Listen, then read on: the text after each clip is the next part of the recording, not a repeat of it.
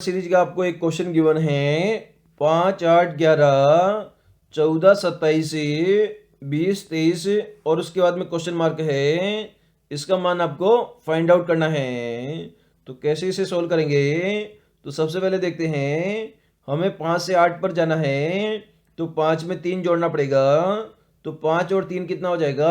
8 हो जाएगा। इसी प्रकार से आपको 8 से 11 पर जाना है तो वापस आपको 3 जोड़ना पड़ेगा। 8 और 3 कितना हो जाएगा? 11 हो जाएगा। इसी प्रकार से आपको 11 से 14 पर जाना है तो यहाँ पर भी 3 जोड़ना पड़ेगा। 14 से 17 पर जाना है तो वापस आपको 3 जोड़ना पड़ेगा। 17 से 20 पर जाना है तो यहाँ पर भी आपको 3 जोड़ना पड़ेगा। 20 से अगर आपको 23 पर जाना है तो यहाँ पर भी 3 जोड़ना पड़ेगा। और आगे 23 से क्वेश्चन मार्क पर जाना है तो यहाँ पर भी आपको 3 जोड़ना पड़ेगा। तो आपका आंसर हो जाएगा 26। आपका आंसर आ जाएगा क्वेश्चन मार्क वाला।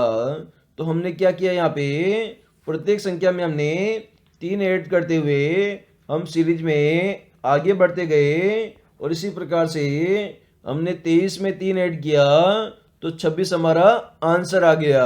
क्वेश्चन है आपका जिसमें आपको 3x3 की एक टेबल गिवन है जिसमें आपके 3 कॉलम है और 3 ही यहाँ पर रो है। तो इसे हमें सोल्व करने की कोशिश करेंगे। तो यहाँ पर आपने देखा जो ए, बी और सी है इनके मान आपको फाइंड आउट करने हैं। इसके लिए टेबल में अलग अलग मान यहाँ पर दिए गए हैं। तो इसे कैसे सोल्व करेंगे? तो सबसे पहले इसे कॉलम वाइज हम सोल्व करने की कोशिश करेंगे क्योंकि जो थर्ड कॉलम है उसमें सभी अंक आपको गिवन है। तो इन सबको आपस में जोड़ लेते हैं। तो 12 और 7 कितना हो जाएगा? 19 हो जाएगा। और 19 से और 11 कितना हो जाएगा? आपका 30 हो जाएगा। मतलब कॉलम वाइज संख्याओं का योग कितना आ रहा है? 30 आ रहा है। तो फर्स्ट कॉलम में और सेकंड कॉलम में भी संख्याओं का योग कितना आना चाहिए? 30 आना चाहिए। तो बी का मान यहाँ पर कितना रखें कि 30 आ जाए? तो 9 और 8 को हम जोड़ते हैं तो 8 दूनी 16 और 1 17 हो जाएगा। तो बी का मान यहाँ पर अगर 13 हो जाए तो आपके 17 प्लस 13 कितना हो जाएगा? 30 हो जाएगा। तो बी का मान कितना हो गया? 13 हो गया। इसी प्रकार से यहाँ पर जो सेकंड वाला कॉलम है उसमें 10 लिखा हुआ है। तो ए और सी का मान आपको फाइंड आउट करना है। तो ए और सी का जो मान है उसका योग कितना होना चाहिए? 20 होना चाहिए। वो हम यहाँ पर ऑप्शन में देखेंगे। तो ए का मान 13 है, 9 है, ये नहीं हो सकता।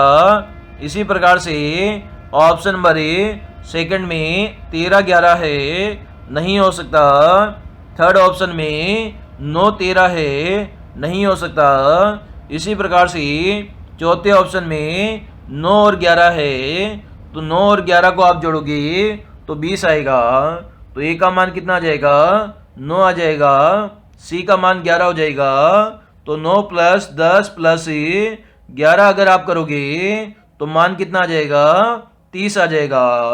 मतलब बी का मान तो 13 हमने पहले फाइंड आउट कर लिया, ए का मान 9 फाइंड आउट कर लिया और सी का मान हमने 11 फाइंड आउट कर लिया। तो इसमें जो फोर्थ ऑप्शन है वो हमारा आंसर हो जाएगा। लेटर सीरीज का आपका क्वेश्चन है जिसमें आपके यहाँ पर 5 लेटर यहाँ पर आपके मिसिंग है। इन पांचों लेटर को आपको फाइंड आउट करना है और इनको फिलअप करना है। इसके लिए आपको 4 ऑप्शन यहाँ पर गिवन है।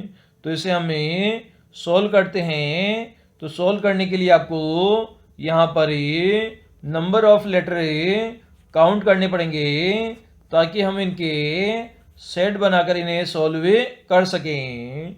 तो लेटर कितने हैं? 1, 2, 3, 4, 5, 6, 7, 8, 9, 10, 11, 12, 13, 14, 15, 16, 17, 18। तो लेटर कितने हो गए आपके? 18 यहाँ पर लेटर हो गए। तो यहाँ पर छः लेटर के हमें कुल 3 सेट बनाएंगे और इन्हें आपस में कंपेयर करके हम चेक करेंगे कि इसका आंसर क्या होगा। तो सबसे पहले हमें सेट बनाते हैं। तो सबसे पहले हमारा सेट हो जाएगा सी खालिस्तानी, बी बी बी और उसके बाद में खालिस्तानी। तो ये सेट नंबर फर्स्ट हो गया। इसी प्रकार से Khalistani A B B B B, कितनी टाइम बी हो गया? 4 टाइम आपका बी हो गया। तो ये हमारा सेट नंबर 2 हो गया। इसी प्रकार से Khalistani A B B B और उसके बाद में खालिस्तानी। तो ये सेट नंबर फर्स्ट हो गया, ये सेट नंबर 2 हो गया और ये आपका सेट नंबर 3 हो गया।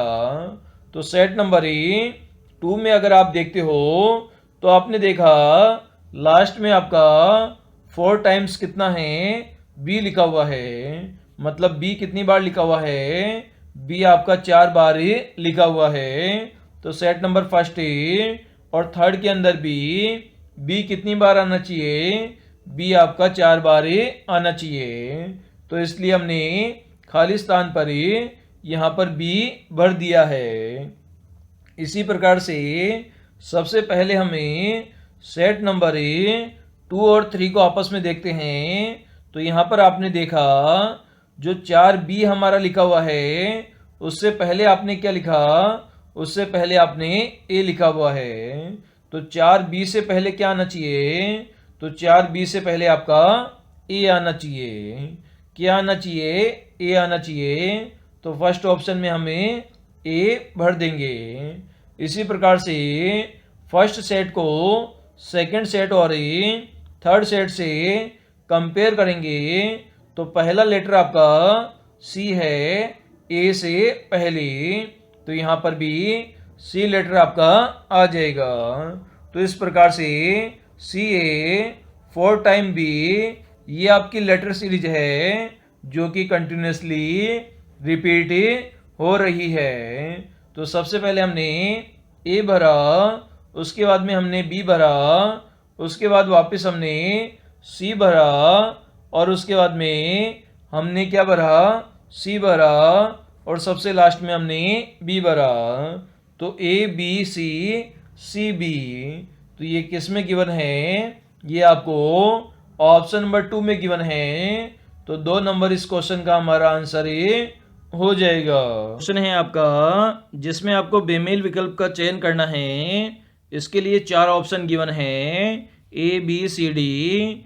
ए में आपका 43 लिखा हुआ है, बी में 53 लिखा हुआ है, सी में 63 लिखा हुआ है और डी के अंदर 73 लिखा हुआ है। तो इन्हें हम चेक करते हैं। तो 43 में किसी संख्या का भाग जाता है? नहीं जाता है। इसी प्रकार से 53 में किसी संख्या का भाग जाता है? नहीं जाता है, केवल 53 का ही भाग जाता है। इसी प्रकार से 63 में किसी संख्या का भाग जाता है? तो हाँ जाता है। इसमें 3 का भाग जाएगा, 9 का भाग जाएगा, इसके अलावा 63 का भी भाग चला जाएगा। अब चेक करते हैं, डी ऑप्शन को चेक करते हैं। तो डी बोले तो 73 में किसी संख्या का भाग जाता है? नहीं जाता है। मतलब ऑप्शन नंबर ए, बी और डी ये सभी कैसे हैं? ये सभी हमारे प्राइम नंबर है, मतलब अभाज्य संख्या है। जबकि ऑप्शन नंबर सी में अभाज्य संख्या नहीं है। तो सी हमारा करेक्ट आंसर हो जाएगा। तो सी हमारा यहाँ पर बेमेल विकल्प हो जाएगा। क्वेश्चन है आपका जिसमें दिए गए डायग्राम में आपको वर्गों की संख्या बतानी है। इसके लिए नीचे आपको 4 ऑप्शन भी गिवन है। तो इसे हम कैसे सोल्व करेंगे? तो सबसे पहले नंबर ऑफ रो हम काउंट करेंगे। तो 1 2 3 3 आपकी रो है। इसी प्रकार से 3 आपके कॉलम है। तो यहाँ पर आपको एक ट्रिक यूज करना है, हायर कॉलम को हायर रो से गुणा करेंगे। तो 3 को 3 से गुणा करेंगे। इसी प्रकार से 2 को 2 से गुणा करेंगे और 1 को 1 से गुणा करेंगे। तो 3 को 3 से गुणा करोगे 9 आएगा 2 को 2 से गुणा करोगे 4 आएगा, 1 को 1 से गुणा करोगे 1 आएगा। इन सभी को आपस में जोड़ देंगे तो संख्या कितनी आ जाएगी? 14 आ जाएगी। मतलब इसमें वर्गों की संख्या कितनी है?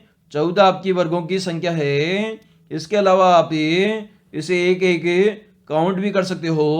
तो 9 तो आपके सिंपल से हो जाएंगे, छोटे छोटे अगर आप इसे काउंट करोगे उसके बाद में एक आपका ये हो जाएगा 10, एक आपका ये हो जाएगा 11, और इसी प्रकार से आगे हम बात करें तो एक आपका ये हो जाएगा 13, इसी प्रकार से एक आपका ये हो जाएगा, इसी प्रकार से एक आपका ये हो जाएगा, इसी प्रकार से एक आपका ये हो जाएगा।